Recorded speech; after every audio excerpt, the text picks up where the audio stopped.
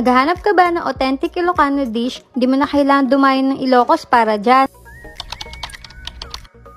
Dinayo ko nga itong Sarius Ilocano food located dito sa number 184 Pag-asa 3, Imus, Cavite. Nagulat nga ako pagpasok ko dito, ang laki ng area nila at ang sarap umupo kasi mahangin. Ito pala yung mga price list nila, i-post nyo na lang tapos i-screenshot nyo. Ito pala yung mga food na pinili namin, dinengdeng, bagnet kare-kare, dinakdakan, pulpog at beef pinapaitan.